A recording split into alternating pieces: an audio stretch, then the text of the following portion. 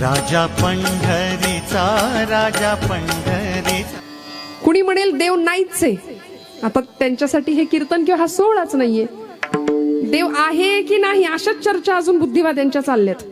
जाऊ दे, त्यांना बुद्धीचे फाटे फुडत बसू देत. आपल्याला काय करायचंय? आपल्याला माहितीये ईश्वरी सत्ता अशी काही आहे की जी वृक्षाचेही पान हाले त्याची सत्ता राहिली. हंता मग कोठे देखवी ऐकवी एक नारायण तयाचे भजन चुको नये. अनंत रूपाने नटलाय, घटाघटामध्ये त्याचं अस्तित्व आहे. विठ्ठल जळी स्थळी भरला रीता ठाव नाही उरला, असं सगळीकडे त्याचं व्यापकत्व आहे, सगळीकडे त्याचं अस्तित्व आहे, सगळीकडे भरून उरणारा भगवंत आहे. मग आपण त्याला पाहू शकत नाही, मग मर्यादा आपल्याला आहेत. आपण त्याला पाहू शकत नाही. काहींना देव कळतो पण मिळत नाही, काहींना देव मिळतो पण कळत नाही, काहींना देव मिळतो सुद्धा आणि कळतो सुद्धा, काहींना मिळतही नाही आणि कळतही नाही. विठ्ठल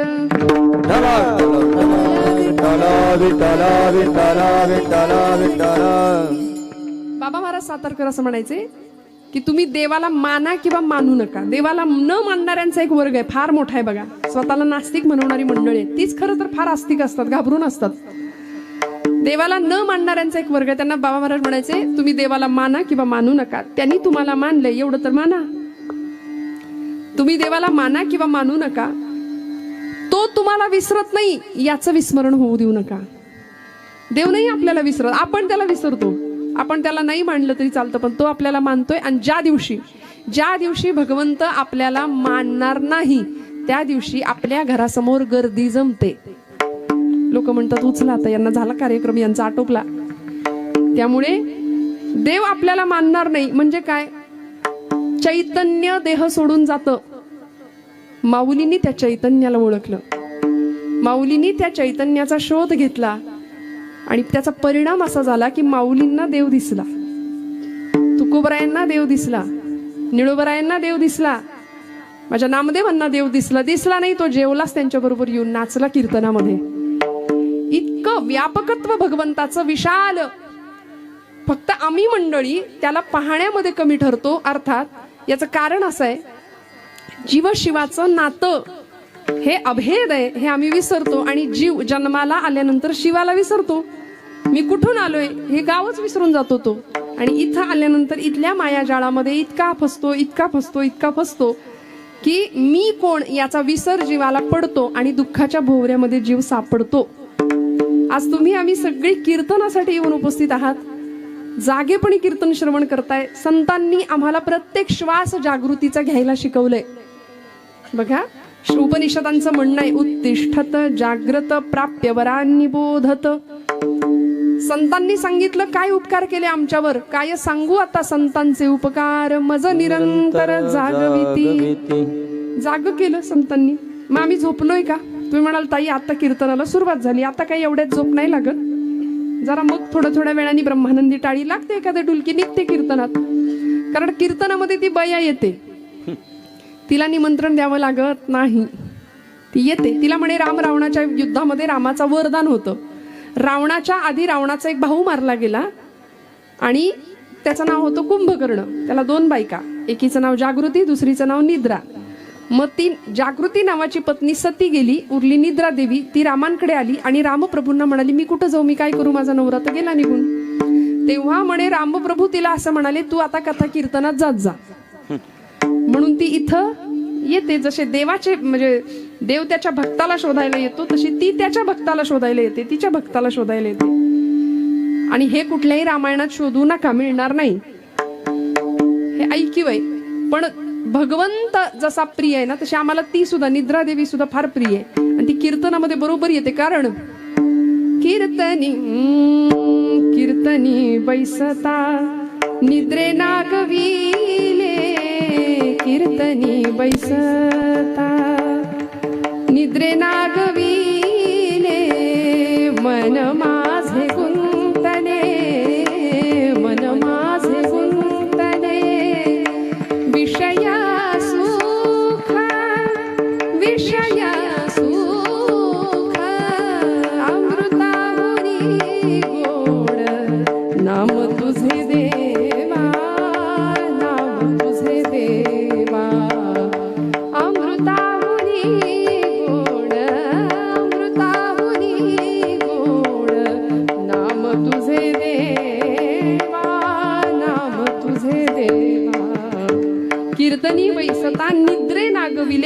माझे गुंतले विषय सुख.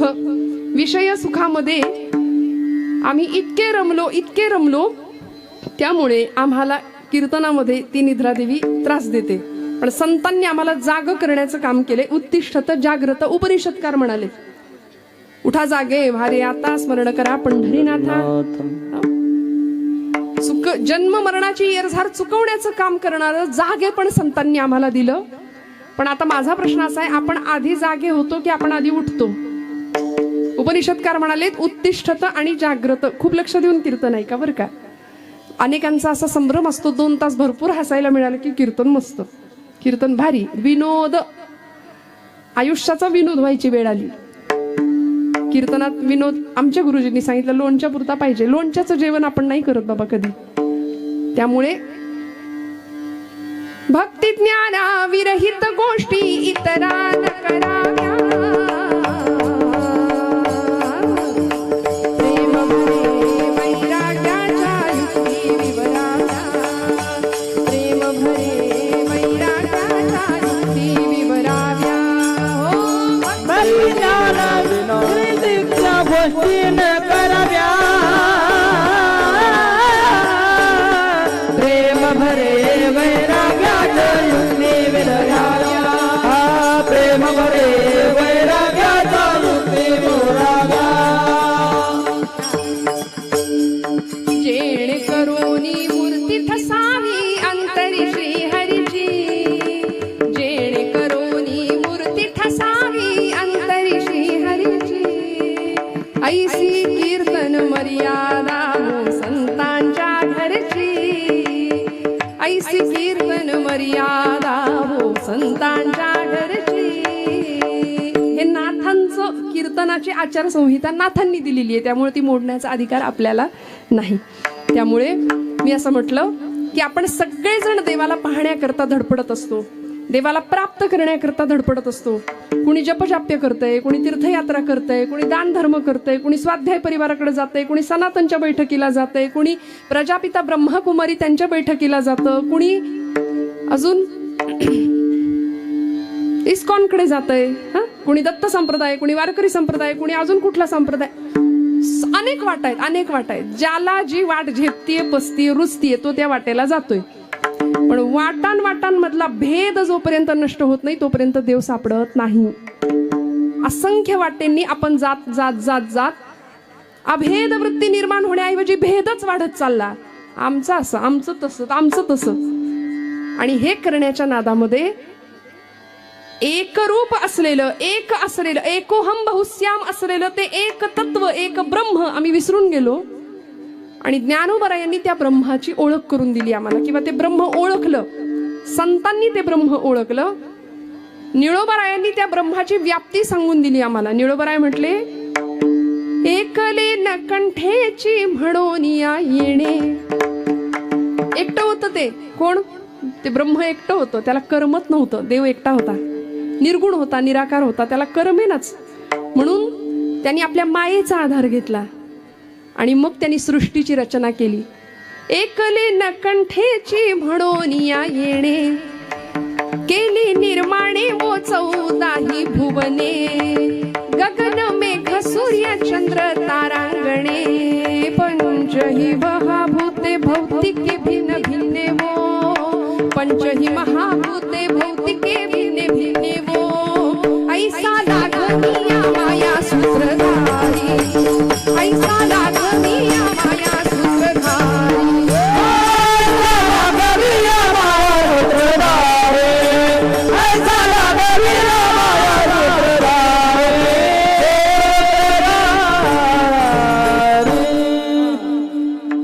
ज्याचिया नाभी कमळी जन्म चतुरानना.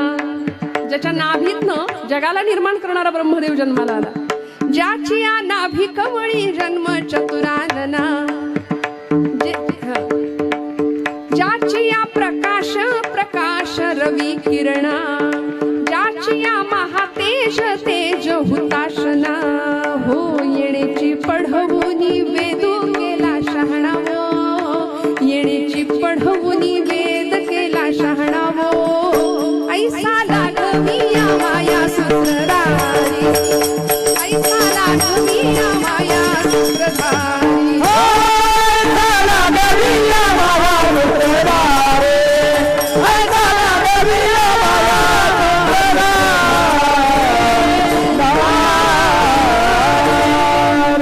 मग तो माया सूत्रधार आहे. त्या भगवंतानी सृष्टीची रचना केली आणि त्या सृष्टीमध्ये त्याला पाहायचा आपण विसरून गेलो. भगवंतानी आम्हाला जन्म दिला, सृष्टी निर्मिती केली, त्या सृष्टीमध्ये स्वतंत्र अस्तित्व म्हणून सगळ्या सजीव सृष्टीमध्ये मानव नावाचं प्राणी किंवा ते मनुष्यत्व आम्हाला दिलं, मिळवून मानव देह दिला. आणि हा जीव ज्यावेळी जन्माला आला ना, मनुष्य देहामध्ये असू दे, तो जीव शिवापासून मी जन्माला आलोय ही भावनाच विसरून गेला. मी कुठून आलोय हे विसरल्यामुळे सोहम सोहम करणारा जीव इथं आल्यानंतर कोहम कोहम कोहम कोहम करायला लागला. आणि मी कोण या प्रश्नाचं उत्तर त्याला काही केले मिळेना.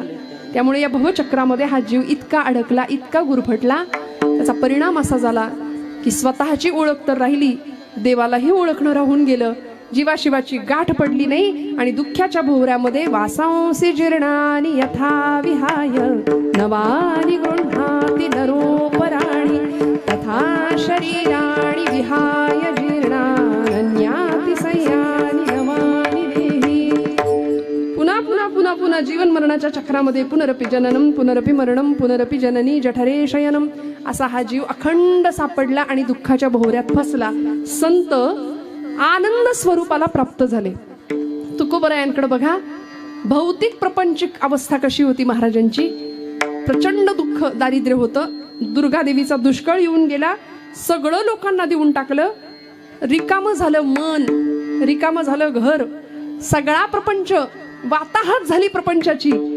पण त्यानंतर तुकोबराय म्हणतात, बरे झाले देवा निघाले दिवाळी, बरी या दुष्काळे पीडा गेली. बरं झालं ना देवा, बरं झालं, माझं दिवाळं निघालं प्रपंचाचं, हे बरं झालं. हे तुकोबराय म्हणतात, आम्हाला जरा कुठे खट्ट झालं संसारात, जरा कुठं बिनसलं की आम्ही सगळं खापर देवावर पडतो. देवा तू केलं, तुला बघवलं नाही. आपल्या सुखातही देव नसतो आणि आपल्या दुःखातही देव नसतो. आमची चूक अशी होती की आम्ही त्याला ओळखायला चुकतो. आम्ही सगळीकडे त्याचा शोध घेत राहतो आणि तो कुठंच नसतो. वस्तुतः देव किंवा ब्रह्म किंवा ते चैतन्य ही शोधायची वस्तूच नाही. देव हा प्राप्त करण्याची गोष्टच नाहीये. देव प्राप्त आहे आपल्याला. तुम्ही जागे आहेत ना सगळे? सगळे जागे आहेत ना?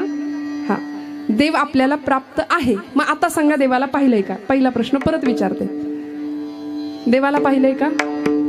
अजून पण नाही म्हणताय? बर, मग अशी तुम्ही नाहीच म्हटला होतात, आताही देवाला पाहिलं नाही असंच उत्तर देत आहे. बर, देव प्राप्त करण्याची वस्तू किंवा गोष्ट नाहीये, देव आपल्याला प्राप्त आहे.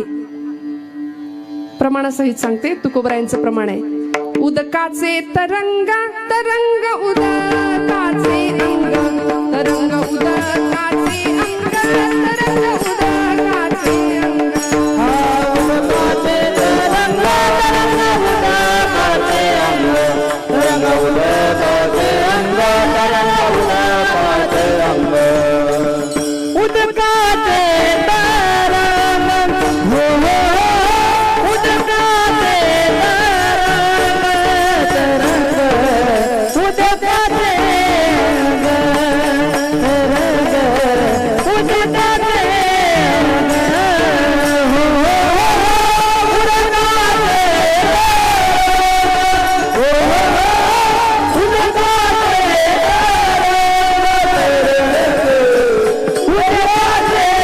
तरंग उदकाचे अंग हो हो उदकाचे तरंग तरंग उदकाचे अंग तैसे तुम्हा आम्हा झाले एकी एक सामावले. तुकोबरायांचं प्रमाण आहे, उदक म्हणजे पाणी, उदकाचे तरंग पाण्यावरचा तरंग. तो पाण्यापेक्षा वेगळा आहे का?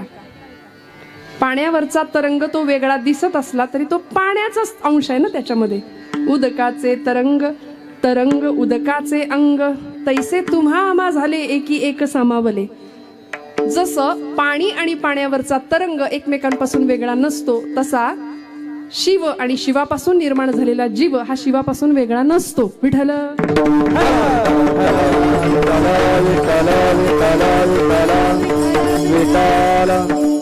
मग भगवंताला पाहावं लागेल, बघावं लागेल. तो बाहेर दिसणार नाही, तो विटेवर मूर्ती रूपाने दिसेल, तो चैतन्य रूपाने दिसेल.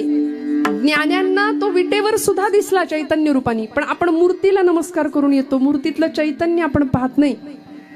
तो विटेवर उभा असलेला भगवंत तो जर आतही आहे याची प्रचिती घ्यायची असेल तर आपल्याला आत बघावं लागेल. आत म्हणजे कुठे? आपण बहिर्मुख आहोत, आपली इंद्रिय सगळी बहिर्मुख आहेत, ती अंतर्मुख करावी लागतील आणि आत देवाला पाहावं लागेल. देवा हे देवा हे हृदय मंदिर शोधून पाहे, हृदय मंदिर शोधून पाहे, हृदय मंदिर शोधून पाहे. देवा देवा हृदय मंदिर शोधून पाहे, मंदिर शोधून पाहे, हृदय मंदिर शोधून पाहे, पाहे पाहे. देव आहे, देव आहे, ठामपणे सांगितले देव आहे, पण हृदय मंदिरी शोधून पाहे. अहो ज्ञानोबांना तो दिसलाय आणि तो कसा होता? मी त्याला पाहिलं, ज्ञानोबराय ठामपणे सांगतायत. तुकोबरायांनी त्याला पाहिलं, तुकोबरायांनी अनुभूती घेतली देवाला पाहण्याची. आता आपल्याला तो दिसलाच नाही, आपण कसं सांगणार देव कसा आहे? आपल्याला दिसला नाही, आपण कसं सांगणार देव कसा आहे? आपण मात्र बुद्धीचे फाटे फोडत बसतो. आणि असंच एका पत्रकारांनी पंढरपूरला जाणाऱ्या एका निष्ठावंत 80 वर्षाच्या वारकऱ्याला प्रश्न विचारला होता. महाराज, किती वर्षापासून वारी करताय? अलीकडे आता ते सोशल मीडियाचा जमाना आहे, सगळ्यांच्या मुलाखती घ्यायच्या. वारीमध्ये गर्दी खूप असते बघा. कुणाची? म्हणजे वारकऱ्यांची तर असतेच, हौशे गौशे नवशे सगळे आपण असतो. मग त्या गर्दीमध्ये काही लगेच कॅमेरा घेऊन तयार असलेली मंडळी असतात. त्यांनी प्रश्न विचारला, महाराज किती वर्षापासून वारी करताय? वारकरी बुवा म्हणले, बाबा, त्यांच्या खांद्यावर त्यांनी त्यांच्या नातवाला घेतलं होतं आणि त्यांनी प्रश्न विचारला, वारी किती वर्षापासून करताय, काय आठवतंय का? ते म्हणले, नाही रे बाबा, साल काय आठवत नाही, पण माझा नातू जसा माझ्या खांद्यावर आहे तसा मी माझ्या आज्याच्या खांद्यावर बसून येत होतो, तेव्हापासून मी वारी करतोय. इतक्या सहज उत्तर मिळालं. आणि पुढचा त्या पत्रकाराचा, त्या पोराचा प्रश्न, आई आम्ही बुद्धिवादी माणसं अशीच असतो बघा, फार फाटे, श्रद्धा नाही, भाव नाही, खंडीवर प्रश्न विचारू आम्ही. खंडीवर टिकली लावायची कपाळाला, पोरगी विचारणार का, नाही लावली तर काय होते, नाही का? खरं आहे की नाही मावशी? हातात बांगडी घाल ग बाई असं म्हणायचं सोय नाही. ती म्हणते काय होतंय नाही घातली तर. त्यांच्याकडे उलटे प्रश्न तयार असतात. असं त्यांनी विचारलं, बाबा एवढे वर्ष तुम्ही वारी करता, बरं मग देव दिसला का? देव भेटला का तुम्हाला? त्या बाबांनी त्याच्याकडे असं बघितलं आणि म्हणले, एवढे वर्ष वारी करताय तुम्ही, इतक्या उन्हात अनात पावसा पाण्यात चिखलात तुडवत तुडवत सगळे भिजत उन्हात बिना कसेही जाता तुम्ही, पांडुरंग दिसलाय का तिथं तुम्हाला? तो म्हणला, नाही रे बाबा, नाही दिसला. तरी वारी करता? वय थकलंय, चालायला जमेना तरी वारी करता? नाही म्हणले, पांडुरंग काही दिसला नाही. त्या पोराने खूप प्रश्न विचारले. त्या म्हातार बाबांनी सांगितलं, पोरा लई प्रश्न विचारलीस मला तू आतापर्यंत, आता मी तुला एकच प्रश्न विचारू का? तो म्हणला, हे विचारा. तुम्ही कुत्रा पाळता का? कुत्रा म्हणले. तो पत्रकार, तो मुलगा म्हणाला, हो आमच्याकडे कुत्रे घरात पण असतात म्हणले, बेडवर पण असतात. आम्ही शहरी माणसं काय, कुत्रा अंगणात असावा, खरं मागच्या दारात असावा, पुढच्या दारात, पण घरात नसावा असं आम्ही गावकरी समजतो. पण शहरी माणसं काय होते, याला घरातही नेतात म्हणजे आमच्याकडे आम्ही कुत्रा पाळतो. बरं, पण तुम्ही घरात पाळता, पण आम्ही खरं सांगू का? ते म्हातार बाबा सांगायला लागले, आमचं कुत्रं घरात नसतं, घराच्या बाहेर असतं, वाड्या वस्त्यांवर, वस्तीवर. समजा आमची शेतीची काही कामं चालली असतील, पेरण्या झाल्या असतील, धान्य असेल, तर या सगळ्याची वस्तीची राखण करण्याकरता आमचं कुत्रं वस्तीची राखण करतं रात्रभर. आणि रात्रीच्या वेळी एखादा चोर जर वस्तीवर शिरला, आमच्या गावात शिरला, तर आमचं कुत्र भुंकतं. बर का? आमचा कुत्रा भुंकतो आणि त्यांनी भुंकलेलं पाहून त्याचा आवाज ऐकून गल्लीतली बाकीची कुत्री भुंकायला सुरुवात करतात.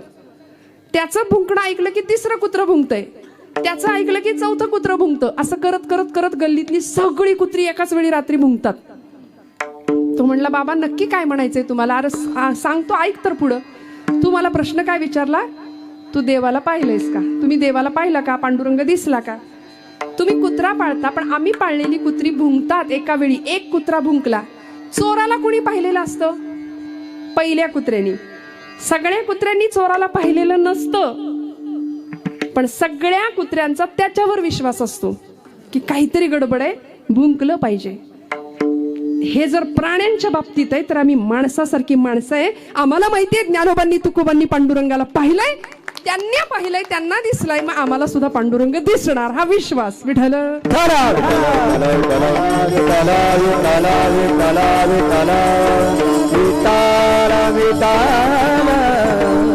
मग देवाला पाहायचंय. आता इथपर्यंत विषय संपलेला आहे. देव दिसेल ना?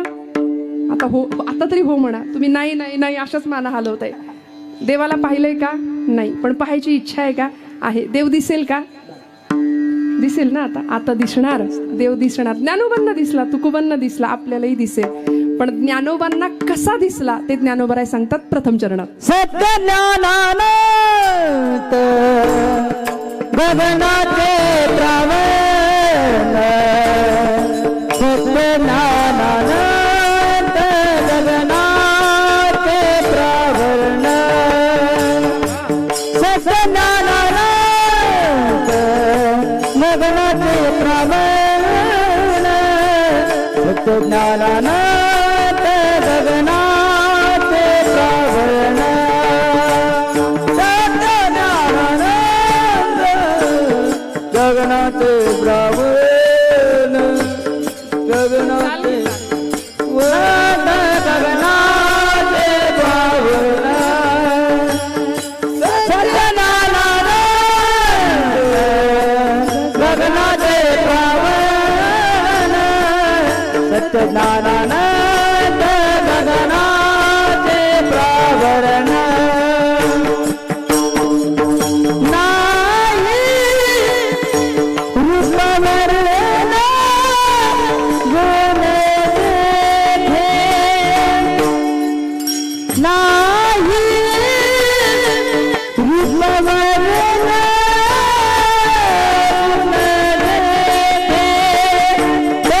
हरे श्री हरि पहिला डोळे भरी, हरे श्री हरि पहिला डोळे भरी, हरे श्री हरि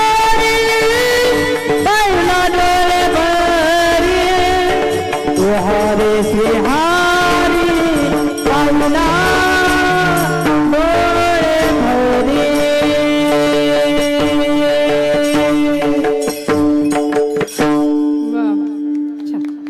सत्य ज्ञानानंत गगनाचे प्रावरण, तोहारे श्रीहरी नाही रूप गुण वर्ण जेथ, किंवा नाही रूप वर्ण गुण जेथ, तोहारे श्रीहरी पाहिला डोळे भरी, पाहता पाहणे दुरी सारोनिया.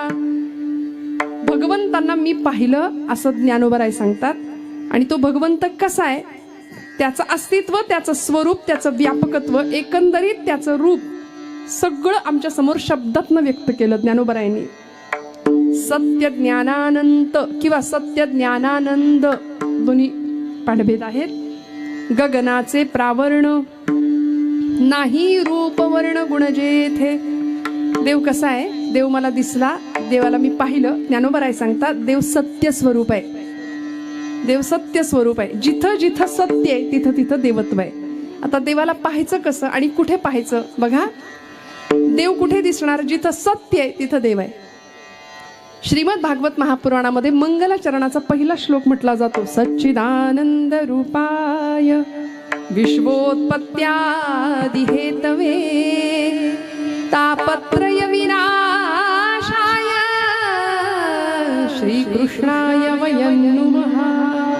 सच्चिद आनंद स्वरूप असं त्याचं स्वरूप आहे. या श्लोकामध्ये भगवंताचं स्वरूप, भगवंताचा स्वभाव आणि भगवंताचं सामर्थ्य तीनही सांगितलंय.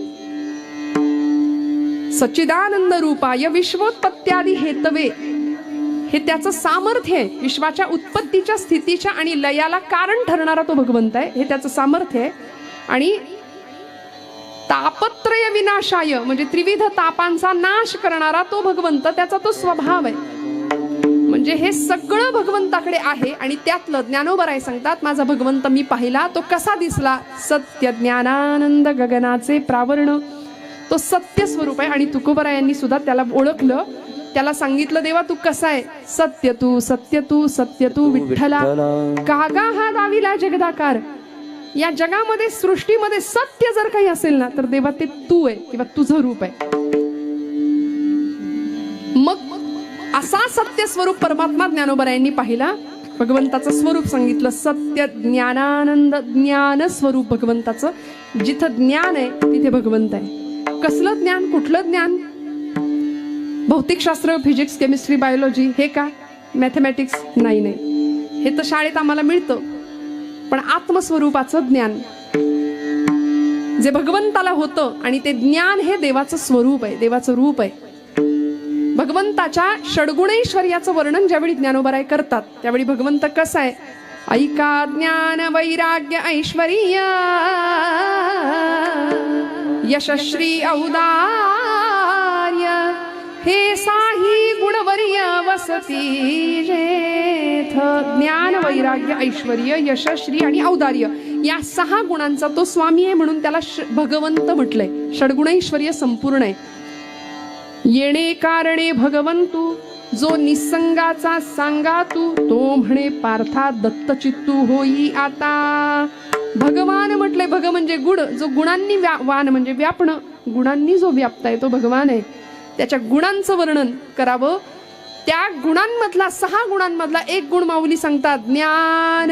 पहिला गुण आहे ज्ञान. कुठलं ज्ञान? मी आता सांगितलं तसं, बाकीचं नाही, भौतिकातलं नाही.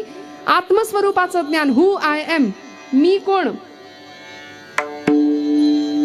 मी स्वतःला तरी ओळखलंय का? मी स्वतःचा तरी श्वास बघितलाय का? मी कोण आहे? त्या मीची प्रचिती येणं, ते ज्ञान होणं, ते अध्यात्माचं ज्ञान, ते आत्म्याचं ज्ञान, ते भगवंताचं स्वरूप आहे. म्हणून सत्य ज्ञानानंद. आणि देवाचं स्वरूप आहे ज्ञान आणि आनंद. आनंद स्वरूप आहे देव. देव स्वतः आनंदाचं निधान आहे. त्याचं स्वरूप सांगितलं संतांनी, आनंद अद्वय नित्य निरामय. आनंद अद्वय नित्य निरामय. आनंद अद्वय नित्य निरामय. आनंद अद्वय नित्य निरामय.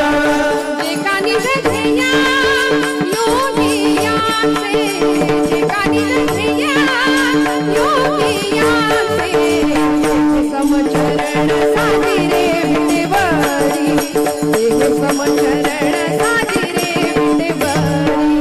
देवानी ध्येय योगियाचे, देवानी ध्येय योगियाचे, देह समचरण साजिरे विटेवरी, देह समचरण साजिरे विटेवरी.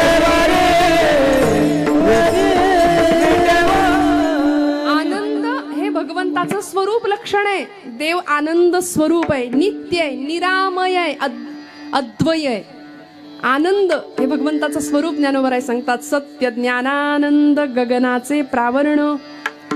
आनंद स्वरूप असलेल्या भगवंताचे आम्ही अंश आहे. आणि आम्ही कसे वागतो? आमचा चेहरा कसा असतो? असतो का आनंदी कायम? आता इथे बसलेले सगळे चेहरे आनंदी आहे असं मी आपलं समजते. आहे ना? तुम्ही आनंदी आहे ना? काही टेन्शन नाही ना? काही त्रास नाही ना? काही दुःख नाही ना?